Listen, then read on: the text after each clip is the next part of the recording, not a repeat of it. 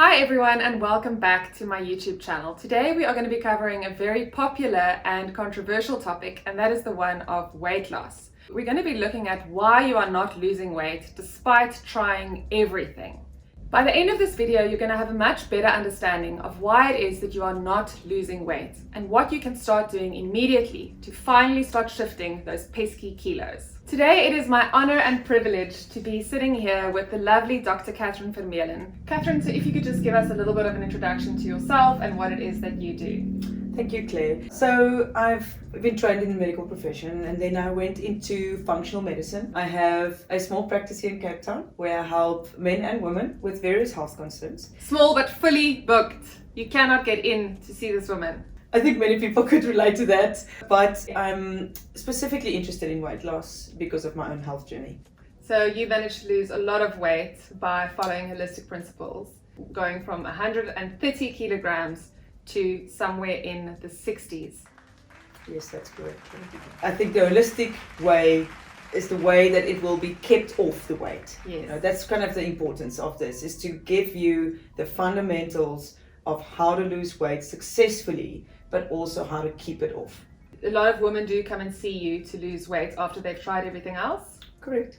Let's talk about your weight loss journey specifically, which led you into functional or a more holistic approach of medicine, and how that came about that you finally shed those kilos. So, I've tried everything, to be honest. I just started, exercising. I did all the cardboard diets. What is the cardboard diet, by the way? This Those are the sounds cracker breads. not actual cardboard. Well, Close. no, hope not. But close. Close, as close as you can get to it. No tasting food, so bland. Just to feel that you feel like you're eating, but you're actually just not putting anything nutritious in your body. I did vegetarian for a while. I did the vegan thing for a while. Then I did the cucumber water fast. Try to just eat cucumbers for like a week, and then you just. Girl, you've got discipline. I mean, discipline. I have. Willpower. You've got. I have. I'm very proud of that in my life. I was more and more depressed. Of course. And the depression becomes quite unmanageable. I think at one point I definitely was suicidal. Yeah. I went to different practitioners. I tried different doctors. Nobody really could give me an answer. And then they would just say to me, yeah, it's really about calories in, calories out, And I just didn't get any answers. And so I felt really lost. Yeah. I felt confused. So tell me about the beginning of your discovery of that which really helped you to shift the weight in the end. How did it begin? I had a life event where I met someone very, very close to my heart. I went to her for some guidance. She said to me, have you ever looked at your gut health? What's a gut? Yeah, like, you mean like how I go to the toilet? What's that got to do with anything? Yeah, I'm like, well, that's just a one-way in and a one-way out, right? I mean, it's not that complicated. That's something I really think about. Yeah, I know this was way before my studies, so this was probably when I was 19, this happened. Okay. I said to her, well, I'm constipated, I'm always bloated, I have this belly that I can't seem to shift, it's always here.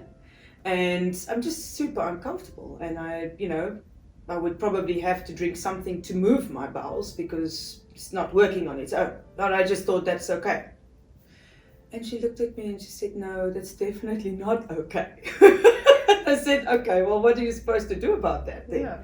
And so she really helped me understand, which really triggered my interest in understanding. I started to read more books, started to really focus on just gut health. So Catherine, in your vast experience of helping women that have been struggling for years to lose weight and eventually come to you and get results on your holistic program, what are the main factors blocking people's weight loss? Bad gut health, imbalanced hormones, and a toxic liver. Now for today, guys, because there is so much to cover, we're going to start off with the first and foremost topic, which is that of gut health and how that is most probably playing a huge role in blocking your weight loss journey. We will be covering the role of hormones and liver function in next week's episode, so be sure to subscribe to this channel to be notified as soon as that video is live. Catherine, so we have very clearly now established that gut health plays a role in weight loss resistance. Why? Why does bad gut health block weight loss? First and foremost, as we know, you have gut bacteria, right? You're born with it. So gut bacteria plays a very important role, and the health of your gut bacteria plays a very important role in how you digest your food. Sure. Okay? So whatever you put in your mouth is going down, it needs to be digested, and that digestion takes place through your intestines. Now, you could either have a good gut, which means you're absorbing all of your nutrients and everything going into the bloodstream and so forth, you get all your nutrients. But also it could be, that you have bad gut bacteria, and so you don't have any absorption. In other words, you don't get your nutrients, which causes overeating because you're never full, you never feel satisfied. What is the next reason that gut health blocks weight loss? Well, I think it's safe to say that most people feel hungry all the time, We could just eat when something is around, you walk past it and you just take it and you pick on it. You have to. Yeah. It's Or you there. come home after your day and the first thing is you start picking. Absolutely. Okay? So a very good gut environment, or your gut bacteria, is really responsible for the hunger hormone called ghrelin. Now, I call it the hungry gremlin because it's just there and it's speaking its own language. And it's evil. It's very evil, actually. If you don't have your good gut bacteria, you don't have a balance in your ghrelin production, which means your hunger hormone is off the charts all the whack. time. Yeah. Is there anything else that is an aspect of gut health that causes weight loss blockage or weight loss resistance? If your hunger hormones are not completely balanced, it will cause you to overeat, like we mentioned. And what will you most typically overeat? You will basically overeat sugar and carbs because they would fix the whole, that little hole you have for something nice and bready, or, something sweet, which really would cause you to have a yeast overgrowth eventually down the way. You will start to get the bloating. Candida and SIBO overgrowth are quite severe when it comes to sugar and carb intake. What does SIBO stand for? It's small intestinal bacterial overgrowth. Okay, so what happens once you then have a candida or a SIBO problem in your gut?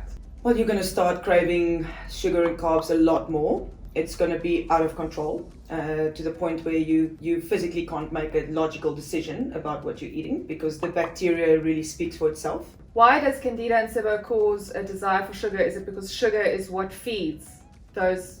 The sugar, yeah. It feeds the bacteria. It's a yeast, it's a fungal overgrowth. It sits in between the small and the large intestine. And it likes to snack on sugar. Absolutely. It's its food. White death. That one. So for people watching that are wondering, maybe they've got a gut health problem that is impacting their weight loss, what are the signs they should be looking out for? Well, they should be looking out for skin eczema, definitely acne breakouts. The bloating can get quite severe, constipation or diarrhea, one of the two, and hives, brittle nails, hair thinning, and the fatigue. Of course, the fatigue, yeah. The famous fatigue. Famous fatigue.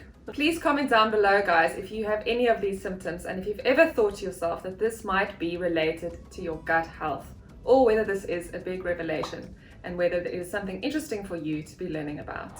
Catherine, it sounds like gut health is super common. Why is it so common? Definitely alcohol, antibiotics, stress, big factor, Yes. and sugar. Guys, before we go any further, I'm super excited to let you know that darling Catherine has agreed to give one lucky viewer a free consultation where she can listen to you and advise you on why it is that you particularly are struggling to lose weight and set you on the right course. All you have to do to enter this amazing giveaway is watch this video until the end and comment down below in the comment section what was your favorite part of this video and why. Alright, so guys, now that we've established that gut health plays a big role in your weight loss journey and that most of us walking around probably have some or other gut health problem, I'm going to be asking Catherine, how do we go about fixing our gut health? Catherine? I'm sure our audience is dying to know. Dying to know. So in total, I would say there are 6 things that you can do for your gut health in order to lose weight. Perfect. Now, what is the very first one? So the first and foremost would be stop inflammatory foods. I think it's very important for us to acknowledge what food does to our gut health. What are the foods that are most inflammatory that people are eating way too often? Definitely gluten, dairy, and sugar. And those are the 3 main culprits. Why do inflammatory foods cause a problem with weight loss? Inflammatory foods aren't great for your gut. So it stops the gut from working efficiently. Yes. Food gets more retained in the gut, which causes more fat storage. But it's good to know, guys. It's good to know. Very good to know. So stop eating those foods if you want to lose weight. Catherine, so for people watching this, what is a sign that they might have a gut that is inflamed, caused by inflammatory foods? I think a topic that most of our audience might have experienced is that they've been diagnosed with IBS. It's a big diagnosis. I don't personally believe that it's the correct diagnosis because inflammatory foods really causes most of the symptoms that are being categorized under IBS. Guys, comment down below if you've been diagnosed with IBS and whether you've managed to find a workable and long-term solution to this problem or whether you are still searching for the answer. Catherine, what is the next pillar when it comes to restoring your gut health for weight loss? And it's called exercise. That's a horrible word. I know. But we should just be moving. Yes. Claire. We don't have to enroll in any programs or make it more intense or just start moving. So I think a big misconception is that exercise for weight loss is about calories in versus calories out and causing a deficit and thereby losing fat. But I'm assuming there's much more to it than that. Yeah, and to keep it really simple, I mean, it's just to avoid stagnation. Move to avoid stagnation in your intestines. I mean, we now know intestines are important. We need a good intestinal tract in order to lose weight. Just park your car a little bit further away from the mall and just walk. Take the stairs. How many minutes per week of a little bit of activity? 30 minutes a workout 3 times a week, that would already be quite a great start. Even if it's just fast walking? Even if it's just walking in general. Catherine, so what is the third pillar of gut health repair for weight loss? Prebiotics. So I mean, a lot of people obviously know about probiotics, but what do prebiotics actually do? Well, a prebiotic is really what feeds your probiotic. So you are born with a certain set of bacteria that is bioidentical to who you are, and a prebiotic is really there to feed what you already have. So it's food for the good bugs. Correct. As opposed to probiotics, which is more good bugs, but they're fake good bugs. Yes. That's really breaking it down for you guys. Yes, so unless you have a serious illness or you've taken antibiotics, for example, then you need a probiotic. To replenish. But as far as we can, we really need to stimulate what we have in our gut already and really provide the food for them so they can flourish in their own little natural environment. Yes. Are there any particular products that you like to work with in your practice? You could go for the A. Vogel Malcosan. It's a liquid. You can buy it from most of our retailers. Then cold pressed pomegranate juice is definitely a good option, something you can make at home. Baobab fruit powder, I think most people are familiar with that. And also something called inulin. So inulin is also a prebiotic powder that can be store-bought. It really has, in my practice, definitely been giving some really good results. So Catherine, how specifically do prebiotics help you with losing weight? So adding a prebiotic would really help you to minimize transit time.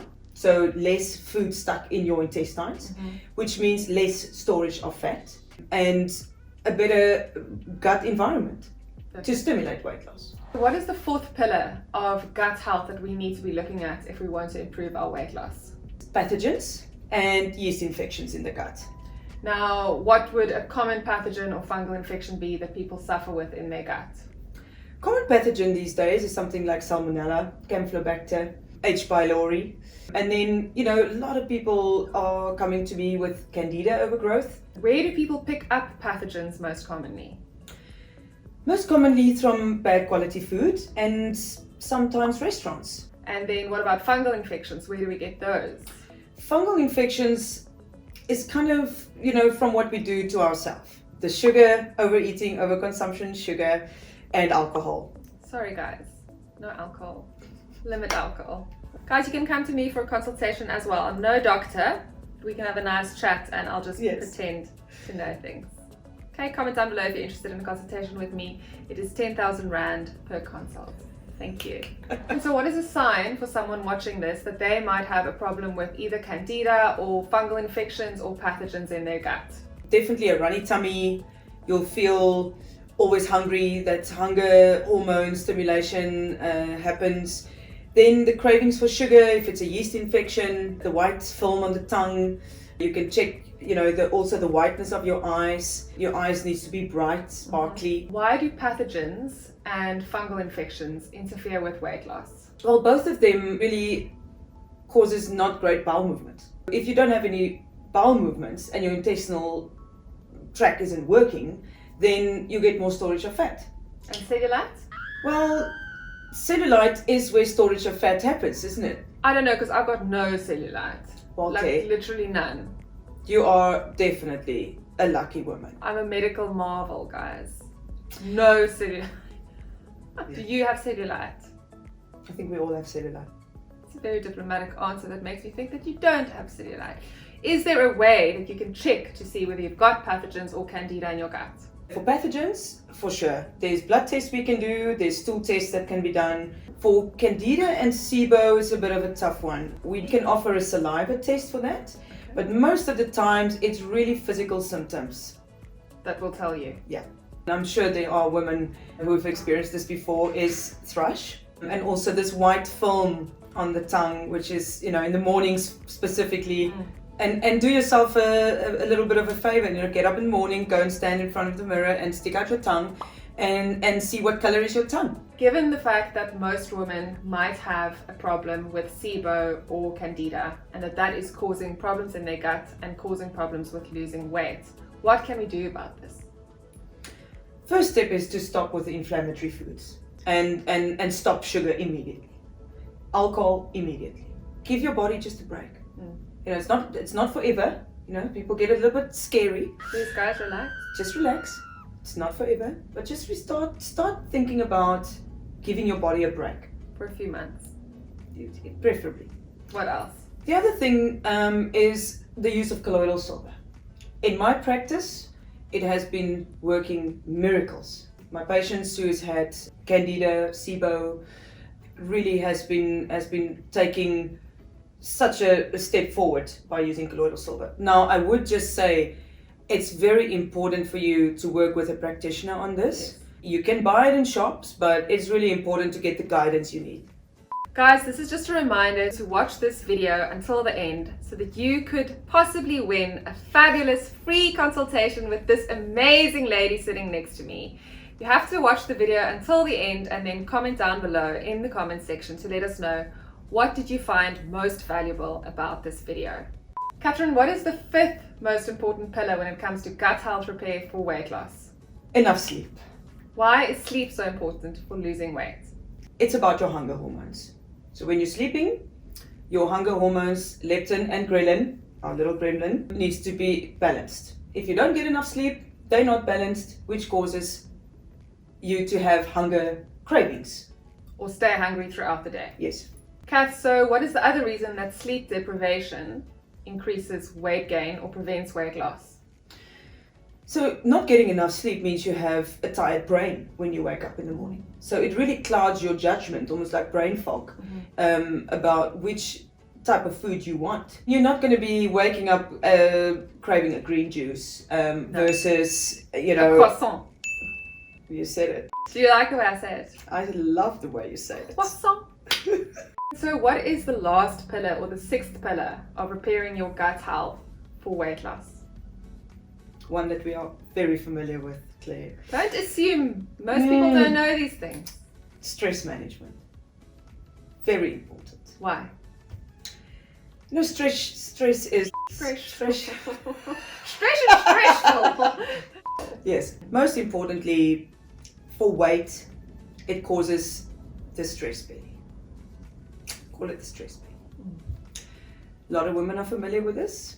They don't gain weight anywhere else in their body, just in the midsection. I think men as well. Let's talk about my practice. A lot of women come see me and say, this is not moving. Why does too much stress in the body cause weight gain or block weight loss? Most people, when they're stressed, they're in fight-flight mode. When they're in fight-flight mode, the digestive tract will be completely shutting down, which means your digestive tract isn't working, your gut is now not functioning optimally, and so it will promote storage instead of digestion. From an evolutionary point of view, if you can just explain, why is that that when you are in a stress mode that your body pauses digestion? Because the digestive tract takes 80% of our energy. So if the body needs energy because it needs to survive, it will shut down the one process that takes most. Is there a way to actually check what your stress levels are in your body and whether that is in fact way too high for weight loss? We are all having smartwatches these days.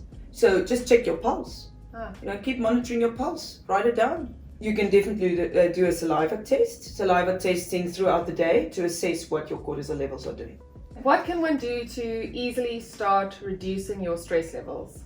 First thing is to breathe correctly during the day. Really just take a couple of deep breaths during the day and just try to calm down the body.